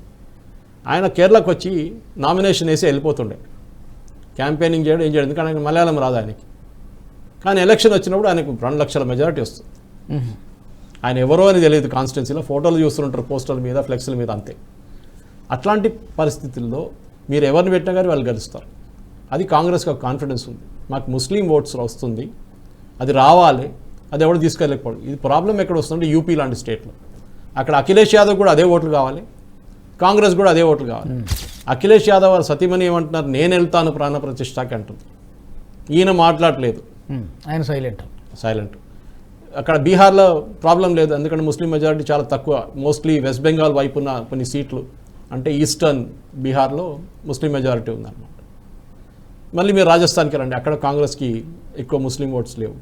వీళ్ళ ముస్లిం ఓట్స్ ఉన్నదన్నీ కర్ణాటక, అంటే కర్ణాటకలో చాలా మట్టుకు, తమిళనాడులో కొన్ని ప్లేస్లో, అక్కడైతే అలయన్స్లో ఉన్నారు ఎట్లయినా. అది కాకుండా కేరళలో, అది కాకుండా ఉత్తరప్రదేశ్లో అక్కడెక్కడ కొన్ని సీట్లు ముస్లిం మెజారిటీ సీట్స్ ఉన్నారు. అక్కడెక్కడైనా మాకు వస్తుందో సీట్ అని చూస్తున్నారు. అస్సాంలో ఒక టైంలో బద్రుద్దీన్ కమాల్ది ఏఐయుడిఎఫ్ ఉంది, ఇప్పుడు కూడా ఉంది. అది వాళ్ళకు ఒక 5-6 సీట్లలో కొంచెం వాళ్ళు చూపించవచ్చు, కానీ కొంచెం యాక్షన్ చూపించవచ్చు, కానీ అక్కడ కూడా కావట్లేదు వాళ్ళకి, వీళ్ళకి వాళ్ళతో పొత్తు లేదు. సో ఎక్కడ కాంగ్రెస్ ఇది ఎందుకు చేస్తుందంటే సూయిసైడ్, ఇది కాంగ్రెస్ పొలిటికల్ సూయిసైడ్. అంటే వెళితే తక్కువ నష్టం జరిగేదా, వెళ్ళినా నష్టం జరుగుతుంది. క్యాచ్ 22 సిచ్యువేషన్ అంటాం కదా మనం. వెళ్తే పడతారు, వెళ్ళకపోయినా హిందువుల దగ్గర నుంచి పడతారు. అక్కడ ముస్లిం వాళ్ళు కొడతారు, ఇక్కడ హిందువులు కొడతారు. ఇప్పుడు అదే జరగబోతుంది. ఎందుకంటే ప్రాణప్రతిష్ఠ అనేది కాంగ్రెస్ లాజిక్ ఏంటంటే, ఒకటి ఆ గుడి పని కాలేదు, ఇంకా గుడి పని నడుస్తానే మనం ప్రతిష్ట చేయాలంటున్నారు. ప్రాణప్రతిష్ఠకి గుడికి కన్స్ట్రక్షన్ మొత్తం లేదు. ఇప్పుడున్న క్రెయిన్లన్నీ కనిపిస్తుంది మీకు. ఆ రోజు 21 తారీఖు తర్వాత ఒక క్రెయిన్ కనిపించదు అక్కడ, కానీ అప్పుడు కూడా ఉంటుంది. అక్కడ కూడా ఇక్కడ కూడా చిన్నది వాక్వే, అది చెట్లు అన్నీ నడుస్తూనే ఉంటుంది అది. కానీ మంచి రోజు చూసి మనం గృహప్రవేశం చేస్తాం రాజుగారు, మనం ఇల్లు కట్టుకుంటూ వస్తున్నాం 2 సంవత్సరాల నుంచి. లాస్ట్ అది అపార్ట్మెంట్ ఉండొచ్చు, ఇల్లు ఉండొచ్చు, ఒక షేప్కి వచ్చినప్పుడు ఏం చెప్తాం మనం, ఇవాళ గృహప్రవేశం చేసేద్దాం అంటే పూజలు కానివ్వండి, పాలు తీయడం అంతా మనం చేసుకుంటాం మనం. అప్పుడు కూడా మీ ఇంటికి వచ్చిన ఆయన అడుగుతాడు, ఇదేంటే గోడ ఇంకా పెయింట్ కావాలంటే ఆ చిన్న చిన్న పనులు ఇంకా ఉన్నాయిలే, కబోర్డ్ కట్టాలి, అదన్నీ ఉన్నాయి, తర్వాత చూసుకుంది. ఇప్పుడైతే గృహప్రవేశం మంచి రోజు కదా, దట్ ఈస్ ద లాజిక్. అన్నీ కట్టిన తర్వాతనే నేను చేస్తా అంటే మళ్ళీ అది ఇంకో లాజిక్. అది సెకండ్, ఇది ఆర్ఎస్ఎస్ బీజేపీ ఈవెంట్ అంటున్నా. సరే, మీకు రాముడు వద్దంటున్నారు, మళ్ళీ ఆ బీజేపీ వాళ్ళు తీసుకెళ్తారు కదా, మళ్ళీ మీరు ఎందుకు కంప్లైంట్ చేస్తున్నారు? మీరే రాసిచ్చారు రాముడు లేడు, అసలు అట్లా మిథికల్ క్యారెక్టర్. కోర్టులో కపిల్ సిబల్ గారు ఆర్గ్యూ చేశారు. సో మీరు చెప్పారు రాముడు లేడు అని, బీజేపీ వాళ్ళు తీసుకెళ్ళిపోయారు. సర్దార్ పటేల్ని ఎట్లా తీసుకెళ్ళిపోయారు బీజేపీ వాళ్ళు, అట్లనే వీళ్ళు కూడా తీసుకెళ్ళిపోయారు. భగవాన్ రాముని కూడా తీసుకెళ్ళిపోయారు బీజేపీ వాళ్ళు. దాంట్లో తప్పేముందండి? బీజేపీ ఆర్ఎస్ఎస్ ఫంక్షన్ అయితే కాదు, అది ట్రస్ట్ వాళ్ళు నడిపిస్తున్నారు. దాంట్లో కొన్ని ఇన్విటేషన్స్ ఆర్ఎస్ఎస్ వాళ్ళు ఇస్తున్నారు, కొన్ని విహెచ్పి వాళ్ళు ఇస్తున్నారు, కొన్ని ఇండివిజువల్స్ ఇస్తున్నారు, అన్నీ నడుస్తుంది. అది కరెక్ట్. కానీ అది ఆర్ఎస్ఎస్ బీజేపీ మీరు ఎందుకు వెళ్ళట్లేదు? మీరు చెప్పండి, మేము కూడా పంచిపెడతాం. మాకు కూడా ఒక 30 ఇన్విటేషన్లు ఇవ్వండి, మేము కూడా కొంతమందిని ఇన్వైట్ చేస్తాం. ఎవరొద్దన్నారు? లేదు, ఎవరొద్దని లేదు, వాళ్ళు చేరు. ఇప్పుడు అక్షింతలు తీసుకొని మన దగ్గర చాలా మంది తిరుగుతూ మా అపార్ట్మెంట్ కూడా నిన్న వచ్చారు, ఆర్ఎస్ఎస్ వాళ్ళు వచ్చారు, వచ్చి అక్షింతలు ఇచ్చి వెళ్ళారు. మంచిది, ఒక ఫీలింగ్ ఉంది. అదొకటి. ఈ బిల్డప్ 22 తారీఖు దాకా రాబోతుంది. అప్పుడు చూడండి, ఆ టైంలో కాంగ్రెస్కి అప్పుడు అర్థమవుతుంది. మేము ఇప్పుడు కూడా అంటున్నారు, ఇవాళ కూడా కాంగ్రెస్ నేతలు ప్రమోద్ కృష్ణన్ అని చెప్పి వాళ్ళ పెద్ద ఒక పార్టీ స్పోక్స్ పర్సన్ ఉండే ఆయన, ఇప్పుడు కూడా ఉన్నాడు ఆయన కూడా నిన్న డిబేట్లో వచ్చి అదే చెప్పారు. మళ్ళీ ఆలోచించండి, మీకు నార్త్ ఇండియాలో మీకు చాలా పెద్ద ఇది ఇంపాక్ట్ ఉండబోతుంది కాంగ్రెస్, టైం కూడా ఉంది కాబట్టి ఆలోచించండి, మళ్ళీ ఆలోచించండి. మరి చేయకపోతే డెఫినెట్గా మీ మీద ఇంపాక్ట్ ఉంటుంది. అది బీజేపీ వాళ్ళు ఎలక్షన్లో మంచిగా వాడుకుంటారు, దాంట్లో డౌటే లేదు. అలాగే దీనికి సంబంధించినటువంటి విషయమే మీరు కూడా మీ నోటీస్ కూడా వచ్చే ఉంటుంది. పూరి మఠం నుంచి ఎవరో ఒక శంకరాచార్య ఆయన ఎవరు అది ఎందుకు ఆయన కేవలం నన్ను నాతో పాటు ఒక సహాయకుడిని మాత్రమే రమ్మని చెప్పారు, అలా ఎలా కుదురుతుందో, అసలు మోదీ గారు ప్రాణ ప్రతిష్ఠ చేస్తే నేనెందుకు చప్పట్లు కొట్టారంటారు. రాజకీయాల గురించి స్వామీజీ ఎందుకు మాట్లాడుతున్నారు అర్థం కావట్లేదు. అది అందరూ ఇప్పుడు శృంగేరి స్వామి ఆయన వెళ్ళట్లేదని శంకరాచార్య ఏదో ఇది రూమర్ పెట్టారు, ఆయన క్లారిఫై చేస్తారు, లేదు నేను వెళ్తున్నానని చెప్పి.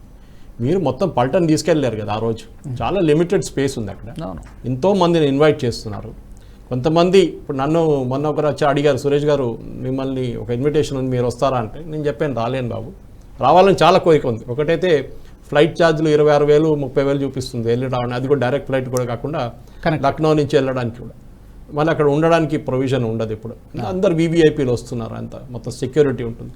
మనం వెళ్ళినప్పుడు మంచి రిలాక్స్డ్గా పోదాం అక్కడికి అని నాకు పర్సనల్ ప్రిఫరెన్స్. వీళ్ళేమంటున్నారు, మేము మొత్తం టీం తీసుకెళ్తా ఉంటున్నారు. అంటే శంకరాచార్య ఈ పీఠాధిపతి వెళ్తున్నప్పుడు చాలా మంది ఉంటారు, 10-20 మంది ఉంటారు. వెళ్ళలేవు, మీరు అక్కడ దాకా వెళ్ళండి, అయోధ్య దాకా వెళ్ళి వాళ్ళు ఏదో మఠాలు ఉంటారు ఎక్కడ ఉంటారు, కానీ మీరు గుడికి వెళ్ళినప్పుడు మీరే వెళ్ళండి, మీతో నాకు అసిస్టెంట్ ఉంటారు, అంతే. మీలాంటి ఇంకా 50 మంది ఉంటారు అక్కడ. మఠాలు అయితే 4-5 శంకరాచార్య ఉంటే అనుకుంటున్నాను, కానీ మీరు అందరిని తీసుకెళ్తా అంటే కాదు. అది మిగతా మఠాల నుంచి, మిగతా ఇది ఆదిశంకర మఠాలు కాకుండా మిగతా మఠాలు ఉన్నాయి కదా, వాళ్ళు కూడా వస్తున్నారు, చాలామంది లీడర్ అక్కడి నుంచి వాళ్ళ రిలీజియస్ హెడ్స్ వస్తున్నారు. సో ఉడిపి నుంచి ఆయన పీజ్వారు ఆయన మఠం వస్తున్నారు, చాలామంది వస్తున్నారు. సో దాన్ని పొలిటికలైజ్ చేయడం, ఎందుకంటే ఈ పూరి శంకరాచార్య ఎప్పుడు పొలిటికల్ చేస్తారు ఆయన పాత స్టేట్మెంట్ తీసి చూడండి, కాంగ్రెస్ వైపు ఆయనకు ఒక స్లాంట్ కొంచెం కాదు చాలా ఎక్కువ ఉంది కాంగ్రెస్ వైపు. ఆయన ఎప్పుడు బీజేపీ మీద వ్యతిరేకత స్టేట్మెంట్ ఇస్తూనే ఉంటారు. అది ఒక రిలీజియస్ లీడర్ చేయకూడదు, వాళ్ళ రిలీజియస్ దాన్ని చూసుకోవాలి. కానీ పొలిటిక్స్లో వచ్చి పడ్డామంటే మన యూపీలో ఉన్న ముల్లాలు, మన దగ్గర ఉన్న ముల్లాలు ఉన్నాయి చూడండి ముస్లిం కమ్యూనిటీలో, వాళ్ళు చేస్తున్న పని ఇదే. మీరు మీ పని చేయండి, what a good you do that, మీరు మిగతా దాంట్లో మీరు తలబెట్టకండి. ఇకపోతే దీనికి సంబంధించినటువంటి అంశమే ఇప్పుడు మనం మాట్లాడిపోయింది.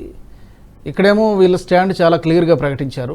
కర్ణాటకలో చూస్తే సిద్ధరామయ్య గారేమో 22వ తారీఖున మొత్తం ప్రభుత్వ అధీనంలో ఉన్నటువంటి రామాలయాల్లో పూజలు చేయడానికి సిద్ధమవుతున్నారు.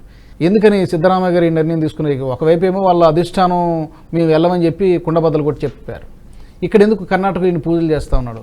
రేపు సీట్లు ఓడిపోతే, కర్ణాటకలో లోక్సభ సీట్లు ఓడిపోతే ఎవరు జవాబుదారండి? ఓకే, సిద్ధరామయ్య వస్తుంది కదా, ఆయన సీటు కూడా సీఎంసీ కుర్చీ కూడా పోతుంది. ఒకసారి సోనియా గాంధీకి చెప్పే చేస్తున్నారంటారు. మీకు కాదు, ఆయనకు తెలుసు ఆయన ప్రొటెక్ట్ చేయాలంటే. ఇప్పుడు మీరు దక్షిణ కర్ణాటక తీసుకోండి, ఉడిపి మ్యాంగ్లూరు వైపు గుడులు అంటే చాలా ఉన్నాయి అక్కడ. గోకర్ణ నుంచి మొదలవుతుంది కర్ణాటక గుడులు. ఓకే, శృంగేరి ఉండొచ్చు, శృంగేరి ఎక్కడ ఉంది? కర్ణాటకలో ఉంది కదా. అది కాకుండా మీరు చూసిన మన గోకర్ణ, మూకాంబిక, ఓకే, మురుదేశ్వర్ గుడి అంటే కర్ణాటకలో హెవీ, వేలూరు హాలిబేడ్ అంతా పెద్దది అదంతా. సో అట్లాంటి ఒక స్టేట్లో మీరు హిందువుల కోసం వెళ్ళకపోతే, దానికోసం మీ హిజాబ్ బ్యాన్ మీరు రాగానే తీసేస్తా ఉన్నారు. ఇవాళ దాకా ఇంకా మాట్లాడుతున్నారు. ఎందుకు? వాళ్ళకి భయం ఉంది. హిందూ మెజారిటీ అనేది ఒక రియల్ కాన్సెప్ట్. బీజేపీ వాళ్ళు దాన్ని ఫుల్ స్కేల్గా వాడుకుంటున్నారు. దాంట్లో నేనేం తప్పు చేయట్లేదు. BJP is doing what they are right. ఇప్పుడు ఓల్డ్ సిటీలో ఎంఐఎం వాళ్ళు వాళ్ళ రిలీజియన్ ఎక్స్ప్లాయిట్ చేసుకుంటున్నారు కానీ వాళ్ళు ఎందుకు కంప్లైంట్ చేయట్లేదు ఎవరు వాళ్ళ గురించి? అది సెక్యులర్ అయిపోతారు అప్పుడు. ఇదన్నమాట. సో డెఫినెట్గా ముందుకు వెళ్తున్నాయి. ఇంకా కర్ణాటక ఒక్కటే కాదు, మీరు చూడండి గుజరాత్లో అక్కడ వాళ్ళు లేదనుకోండి వాళ్ళ గవర్నమెంట్, కానీ హిమాచల్ ప్రదేశ్లో వాళ్ళ గవర్నమెంట్ ఉంది. జార్ఖండ్లో అలయన్స్లో ఉన్నారు. తమిళనాడు పాపం ఏం చేయలేరు, ఎందుకంటే తమిళనాడులో స్టాలిన్ కూర్చోమంటే కూర్చోవాలి, నిలబడమంటే నిలబడాలి. అక్కడ వాళ్ళ లీడర్ ఎవరో అని కూడా తెలియదు నాకు అక్కడ. ఇప్పుడు ముసలి మూపనార్ లాంటి పెద్ద పెద్ద టాల్ లీడర్స్, కామరాజ్ లాంటి లీడర్స్ ఉన్నారు. ఇప్పుడు అక్కడ ఎవరు లీడర్ అని తెలియదు మన కాంగ్రెస్ పార్టీది. అది కాకుండా మిగతా ఏ స్టేట్ ఉందండి ఇక్కడ? సరే తెలంగాణ వచ్చింది. తెలంగాణలో భద్రాచలం ఇప్పుడు కూడా ఈ స్టేట్ కింద ఉంది కదా, అది కూడా అక్కడ చేస్తారా మీరు పూజలు స్పెషల్? డెఫినెట్గా అక్కడ ఉన్న వాళ్ళు చేస్తారు, కానీ స్టేట్ గవర్నమెంట్ ఆర్డర్ ఇష్యూ చేస్తారా? మళ్ళీ ఓవైసీ దగ్గర పర్మిషన్ తీసుకోవాలన్న దానికి అది మనకు తెలియదు. సో కర్ణాటక గవర్నమెంట్ చాలా స్మార్ట్, చాలా క్లియర్గా వాళ్ళ అండర్లో ఉన్న వాళ్ళ ఎండోమెంట్స్ డిపార్ట్మెంట్ అండర్లో ఉన్న గుడికి అందరి దగ్గర ఇన్స్ట్రక్షన్స్ ఇచ్చారు. ఆ రోజు మీరు పూజలు చేయాలి రాముడి కోసం. దాంట్లో తప్పేం లేదు. వాళ్ళు ఓట్ బ్యాంక్ని చూసుకుంటున్నారు వాళ్ళు, అంతే. ఆ ఓట్ బ్యాంక్ నుంచి ఓటు వస్తే మంచిదే కదా అని. తెలంగాణ గవర్నమెంట్ సైలెంట్గా ఉంది అది లాస్ట్ మినిట్ లేసి పూజలు లేరా రేపు పొద్దున అని చెప్పొచ్చు. అది కూడా ఇక్కడ కూడా నడుస్తుంది అన్నమాట. ఎట్లయినా భక్తులు చేస్తారు. మనందరినీ మోదీ గారు కూడా చెప్పారు ఆ రోజు దీపావళి ఇండివిజువల్స్ చేస్తారు, ఇంట్లో 5 దీపాలు పెట్టండి, దీపావళి లాగా చేసుకోండి అని చెప్పారు. పండుగలాగా సంబరాలు చేసుకోండి అని చేస్తాం మనందరం. అది కానీ గవర్నమెంట్ వైపు నుంచి వచ్చినప్పుడు దాని మీనింగ్ మారిపోతుంది. ఇండివిజువల్స్ చేయడం ఒకటి, పొలిటికల్ పార్టీస్ చేయడం ఒకటి, రిలీజియస్ ఇన్స్టిట్యూషన్ చేయడం ఒకటి, గవర్నమెంట్ చేయడం ఒకటి. అది ఇకపోతే మీ స్టేట్ కేరళలో ఏం జరుగుతోంది? ఎందుకు సిపిఎం వాళ్ళు, కాంగ్రెస్ వాళ్ళు ఫిజికల్ భౌతిక దాడులకి పాల్పడుతున్నారు? అసలు ఏంటి కూటమి అంటారు ఒక పక్క, మరి అక్కడ కూటమి ఉన్నట్టా లేనట్టా? ఎందుకు అంతగా ఘర్షణ వాతావరణం రావడానికి కారణం ఏంటి? కేరళలో ఏం జరుగుతుంది అసలు? కేరళ పరిస్థితి సిపిఎం కాంగ్రెస్ ఎట్లా అయిపోయిందంటే, అక్కడ మన పాత వెస్ట్ బెంగాల్లో సిపిఎం పరిపాలిస్తున్నప్పుడు అక్కడున్న వైలెన్స్ అదే ఇక్కడ జరుగుతుంది. అది పినరాయి విజయన్ ఎప్పటి నుంచి వచ్చారు? ఇప్పుడు ఆయన సెకండ్ టర్మ్ నడుస్తుంది, 7 సంవత్సరాలు అయింది ఇప్పుడు ఆయనకి. ఆయన వచ్చినప్పటి నుంచి సెంట్రల్ లీడర్షిప్ సిపిఎంది మొత్తం వీక్ అయిపోయింది. సీతారాం యెచూరికి తిండి పెట్టేది పినరాయి విజయన్. చాలామంది కేరళలో అంటారు సీతారాం యెచూరి సిగరెట్ చాయ్ పైసలు కేరళ నుంచి వెళ్తుందని. కరెక్ట్ అది, ఎందుకంటే వెస్ట్ బెంగాల్ లేదు, త్రిపుర లేదు. డబ్బులు కావాలి కదా, ఏ పార్టీ నడిపేయాలని డబ్బులు కావాలి కదండి. ఆ డబ్బులన్నీ కేరళ నుంచి వస్తుంది వాళ్ళకి, సిపిఎంకి. వాళ్ళ పార్టీ ఆఫీస్ మెయింటైన్ చేయాలంటే కూడా కావాలి కదా ఢిల్లీలో, ఏకేజీ భవన్ లాంటిది.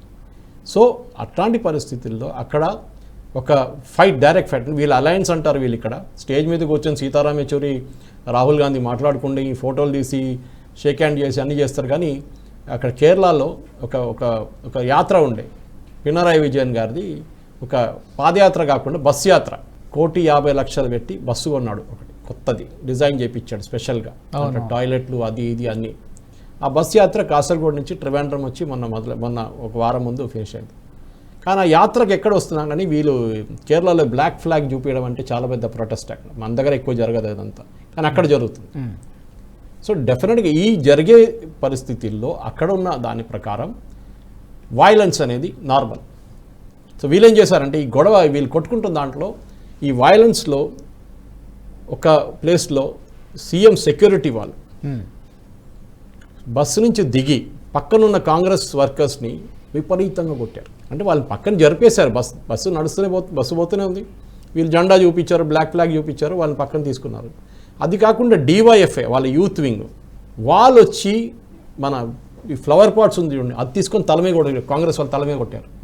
వాళ్ళ పాప హాస్పిటల్లో ఉన్నారు ఇంకా చాలామంది. అది కాకుండా హెల్మెట్ తీసి కొట్టారు.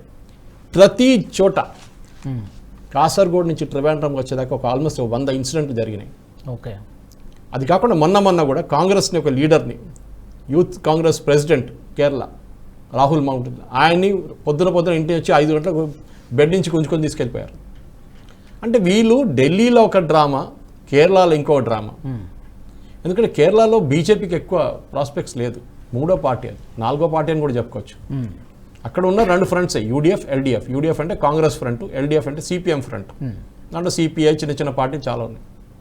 కాంగ్రెస్, ఇండియన్ యూనియన్ ముస్లిం, మళ్ళీ వాళ్ళ దగ్గర కొన్ని 10 పార్టీలు ఉన్నాయి చిన్న. వీళ్ళిద్దరు నడిమిట్లే కాంటెస్ట్, అక్కడ వీళ్ళిద్దరిలో కాంటెస్ట్ నడుస్తుంది. సో 3వ పార్టీకి అక్కడ ప్రసక్తి ఎక్కువ లేదు బీజేపీలో. వాళ్ళకు ఉన్నది అక్కడెక్కడ 10% ట్రివాండ్రం మున్సిపాలిటీలో 40 వార్డులు అన్నీ ఉన్నాయి వాళ్ళ దగ్గర. కానీ మేజర్ కాంపిటీషన్ కాంగ్రెస్ సిపిఎం. వీళ్ళిద్దరు పొత్తు చేసుకోలేరు అక్కడ, ఆల్ ఇండియా లెవెల్లో పొత్తు. ఎందుకంటే కేరళ బార్డర్ క్రాస్ చేయగానే పొత్తులో ఉన్నారు వాళ్ళు తమిళనాడులో. అక్కడ వాళ్ళిద్దరు కలిసి పోటీ చేస్తున్నారు, జెండా పెట్టుకొని తిరుగుతున్నారు, వెస్ట్ బెంగాల్లో చేస్తున్నట్లు, మన త్రిపురలో చేసినట్లు. కానీ కేరళకు వచ్చిన సీన్ మారిపోతుంది మొత్తం. సంబంధం లేదు, అసలు సంబంధం లేదు. సీతారాం యేచూరి గారు అడిగితే నాకు తెలియదు, జరిగిందా నాకు అసలు ఇప్పుడు దాకా న్యూస్ తెలియదు. ఆయనకి పాపం గాజాల బాంబు వేయగానే ఆయనకి ఇన్ఫర్మేషన్ వస్తుంది, కానీ కేరళలో ఏం జరుగుతుందో ఆయనకి తెలియదు. గాజాలో బాంబు పడి 100 మంది చనిపోతే అప్పుడు ట్వీట్ చేస్తారు, చూడండి 100 మంది చనిపోతారు ఇజ్రాయెల్ వాళ్ళు అది ఇది అని చెప్పేసి. కానీ కేరళలో 20-30 మందిని కొట్టినప్పుడు వాళ్ళకి అసలు ఇన్ఫర్మేషన్ లేదంటారు సీతారాం యేచూరికి. అది ప్రాబ్లం. సో కేరళలో ఉన్న ఈ వీళ్ళ వ్యతిరేకతతోనే వీళ్ళ ఇంపాక్ట్ అక్కడ. ఎందుకంటే పోయినసారి సిపిఎంకి ఒకటే సీట్ వచ్చింది, లోక్సభ సీట్. ఆ శబరిమల ఇష్యూ తర్వాత ఇంపాక్ట్ మీద వచ్చింది, అది పోయింది. వాళ్ళు మొత్తం సీట్లు పోయిన వాళ్ళు. కాంగ్రెస్ యూడిఎఫ్కి 19 సీట్లు వచ్చినాయి, ముస్లిం లీగ్ కాంగ్రెస్ అందరు కలిపి. ఈసారి ఆ సీట్లు గుంజుకోవడానికి ట్రై చేస్తున్నారు. సో వీళ్ళు రోడ్డు మీద కొట్టుకుంటే కానీ ఢిల్లీలో మళ్ళీ కూర్చొని సాయంత్రం ఛాయ్ తాగుతారు కూర్చొని. అది వీళ్ళ పరిస్థితి. ఢిల్లీలో దోస్తి, ఇక్కడ కేరళలో ఏమో అదే అట్లా, గల్లీలో ఒకటి, ఢిల్లీలో ఒకటి. ఇకపోతే రీసెంట్ టైమ్స్లో గత వారం రోజుల్లో పెద్ద ఎత్తున చర్చ జరిగినటువంటి మరొక అంశం లక్షద్వీప్. లక్షద్వీప్ మోదీ గారు వెళ్ళడం, ఆయన అక్కడ కుర్చీ వేసుకొని కూర్చోవడం, ఆ ఒక్క ఫోటో, ఆ ఒక్క వీడియో క్లిప్తో మొత్తం ఎంటైర్ వరల్డ్ అటువైపు చూపు తిప్పుకునేలాగా చేశారు. కరెక్ట్. లక్షద్వీప్ను కూడా మాల్దీవ్స్ని బాయ్కట్ మాల్దీవ్స్, లక్షద్వీప్ని మనం అభివృద్ధి చేయాలని చెప్పి. మీ రియాక్షన్ అంటే? లక్షద్వీప్ ఎందుకు మన కంట్రీకి చాలా ఇంపార్టెంట్ అంటే, ఒకటి మాల్డీవ్స్లో మనం లాస్ట్ ఇయర్ అంచనా ప్రకారం ఆల్మోస్ట్ ఒక 30,000 కోట్లు మన వాళ్ళు ఖర్చు పెట్టారు అక్కడ. అది 3,000 కోట్లు అంటున్నారు, కొంతమంది 30,000 కోట్లు అంటారు, మనకు యాక్చువల్ ఫిగర్ తెలియదు. కానీ మన దేశం నుంచి వెళ్ళేది మొత్తం వాళ్ళు టూరిస్ట్ ట్రాఫిక్ చూస్తే 26% భారతదేశం నుంచి వెళ్ళే టూరిస్ట్, ఎస్పెషల్లీ హనీమూన్ కపుల్స్ వాళ్ళు వెళ్తారు చాలా మంది. చాలా బ్యూటిఫుల్ ప్లేస్, సినిమా షూటింగ్లు కూడా వెళ్తూ ఉంటారు. కానీ అక్కడ ఒక ల్యాండ్ అనేది మాస్ లేదు ఎక్కువ, అన్నీ సముద్రం మీద కడతారు అన్ని. అది అంటే ఎకలాజికలీ చాలా ఫ్రెజైల్ ప్లేస్. లక్షద్వీప్ కూడా అంతే. ఈ మాలద్వీప్ అనేది, మాల్దీవ్స్ అనేది మాలద్వీపం నుంచి వచ్చింది, సంస్కృతం పేరు అది, సంస్కృతం నుంచి మాలద్వీపాలు. దూరం నుంచి చూస్తే మాల్లాగా అనిపిస్తుంది ద్వీపాలని, ద్వీపులు. లక్షద్వీపాలు ఎవరికో కనిపించిందంట లక్షలాగా. చాలా ఈకోలాజికలీ ఫ్రెజైల్. మోదీ గారి అడ్వాంటేజ్ ఏంటంటే, ఆయన ఒక చైర్ వేసుకొని పోయి బీచ్ మీద కూర్చోగానే ఏదో మీరు కోట్లు పెట్టి క్యాంపెయిన్ చేయ బదులు అదొక చిన్న క్యాంపెయిన్ అయిపోయింది అక్కడే. అది ఇంత పెద్ద పట్టుకుంది. చాలా పెద్ద కంపెనీలు అక్కడికి ఇప్పుడు రావడానికి, అక్కడ అవన్నీ కట్టడానికి సిద్ధం అవుతుంది. అదే, కానీ ఎకలాజికలీ చాలా ఫ్రెజైల్ ఏరియా ఇది. కోరల్ రీఫ్స్ ఉన్న ఐలాండ్ ఇది, అండమాన్ లాగా కాదు.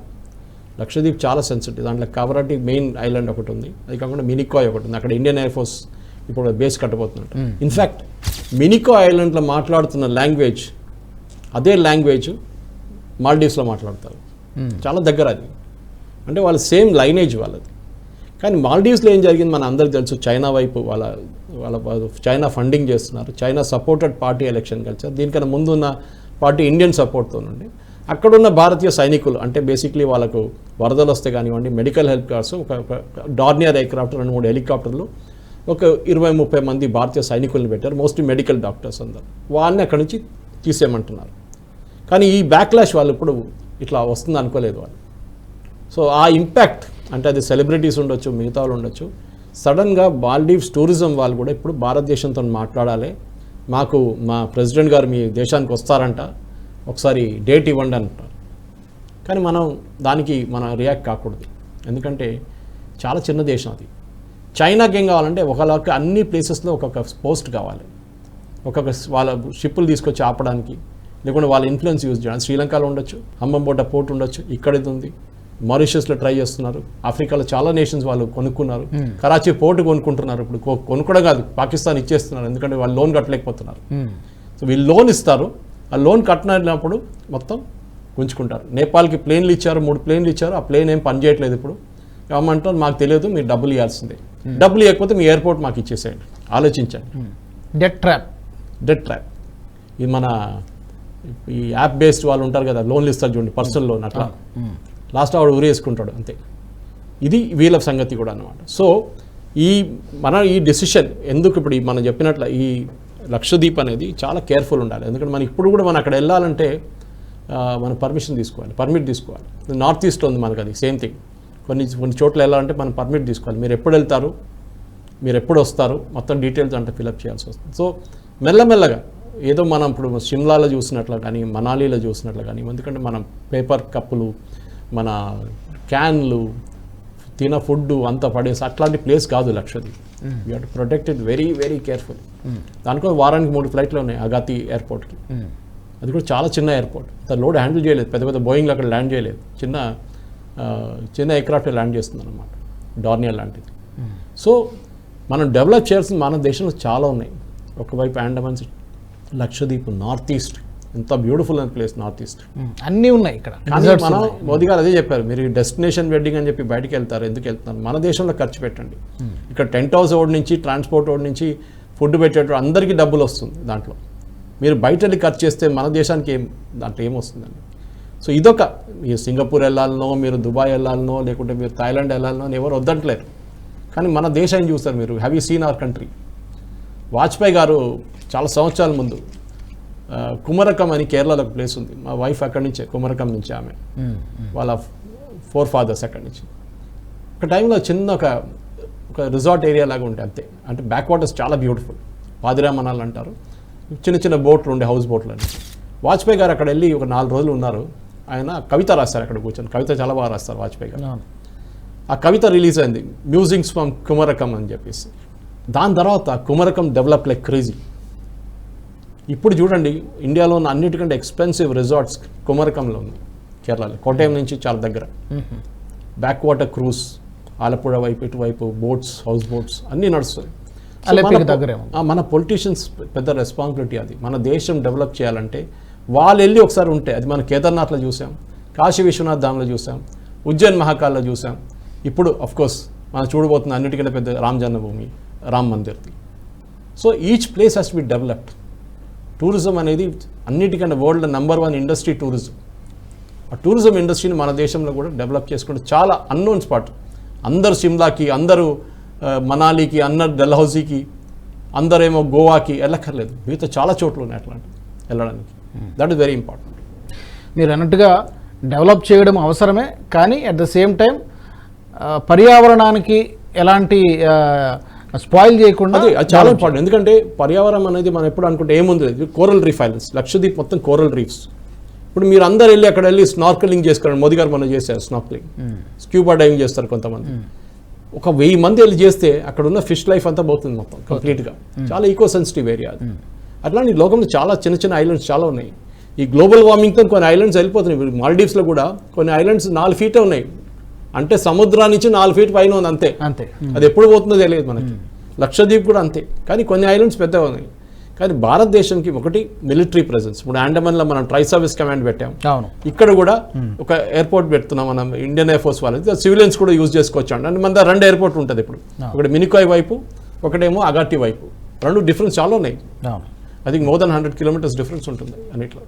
సో అట్లాంటి ప్లేస్ డెవలప్ చేయడం ఏమవుతుందంటే మనకు టూరిజంకి కొత్త కొత్త పొటెన్షియల్ వస్తుంది. ఇప్పుడు ఇటువైపు చూడండి, ఈస్ట్ చూడండి, మనం ఈవెన్ ఆంధ్ర వైపు మనం చూస్తాం చాలా మటుకు చాలా బ్యూటిఫుల్ సీ స్పాట్స్ ఉన్నాయి. కానీ మనం డెవలప్ చేయలేదు. ఋషికొండ ఒక టైంలో చాలా పాపులర్ ఉండే, ఇప్పుడు కూడా ఉందనుకుంటాను. నేను వైజాగ్లో పనిచేసిన టైంలో ఉండేది. It was develop very well, కానీ మనం దాన్ని ఓవర్ ఎక్స్ప్లాయిట్ చేస్తాం. 365 డేస్ విజిట్ చేయడానికి కావాల్సినటువంటి డెస్టినేషన్స్ అన్ని కూడా ఉన్నాయి. ఫారెస్ట్ ఫస్ట్ చూసేది ఏంటంటే అక్కడ మందు ఉంటుందా, నాన్ వెజ్ ఉంటుందా, ఈవెన్ గుడి రిలీజియస్ టూరిజంకి వెళ్తే ఫస్ట్ అదే చూస్తారు. దేవుడిని చూడడం సెకండరీ, ఫస్ట్ ఇదన్నీ ఉన్నాయి. 5 స్టార్ హోటల్ ఉందా, మీరు 5 స్టార్ హోటల్కి వెళ్తున్నారా, దేవుడిని చూడడానికి వెళ్తున్నారా, ప్రార్థనకి వెళ్తున్నారా, అది ప్రశ్న అనమాట. సో మన టూరిజం అనే కాన్సెప్ట్ అక్కడ వెళ్ళి లొల్లి చేయడము. ఒకసారి మన జూలో వెళ్తే కూడా చూస్తుంటాం మనం, బయట నుంచి కోతి మీద లొల్లి చేస్తున్నాడు, వాడు వీడా కోతి అదే కోతి అని మనకు డౌట్ వస్తుంది అనమాట. చాలా ఇంపార్టెంట్. రైట్ సురేష్ గారు, చాలా అంశాల గురించి మాట్లాడాం. చాలా ఎప్పట్లాగానే సమగ్రమైనటువంటి విశ్లేషణ అందించినందుకు ధన్యవాదాలు. Thank you so much. ఇది ఈ వారం నేషనల్ రౌండప్ కార్యక్రమం. ఈ ఎపిసోడ్ చూస్తున్నటువంటి ప్రేక్షకులందరికీ కూడా ఒకటే విజ్ఞప్తి, ఇప్పటికే మా నేషనలిస్ట్ హబ్ కార్యక్రమాలు కావచ్చు, NHTV కార్యక్రమాలు కావచ్చు చాలామంది చూస్తున్నారు, కానీ సబ్స్క్రైబ్ చేయడం లేదు. కొంతమంది సబ్స్క్రైబ్ చేసుకోని వారు ఎవరైనా ఉంటే కనుక సబ్స్క్రైబ్ చేసుకోండి, లైక్ చేయండి, జాతీయవాద జర్నలిజాన్ని ప్రోత్సహించండి. మనస వాచ కర్మణ దేశహితం కోసం పనిచేస్తున్న నేషనలిస్ట్ హబ్ గ్రూప్ ఆఫ్ ఛానల్స్ని సబ్స్క్రైబ్ చేసుకోండి. నమస్తే. ఈ వీడియో మీకు నచ్చినట్టయితే లైక్ చేయండి, 10 మందికి షేర్ చేయండి. అలాగే కామెంట్ల రూపంలో మీ అభిప్రాయాలను మాతో పంచుకోండి. Nationalist hub group of channels ను సబ్స్క్రైబ్ చేసుకుని తెలుగునాట జాతీయవాద జర్నలిజాన్ని ప్రోత్సహించండి. ఈ వీడియో కింద ఉన్న బెల్ ఐకాన్ పై క్లిక్ చేయడం మర్చిపోవద్దు.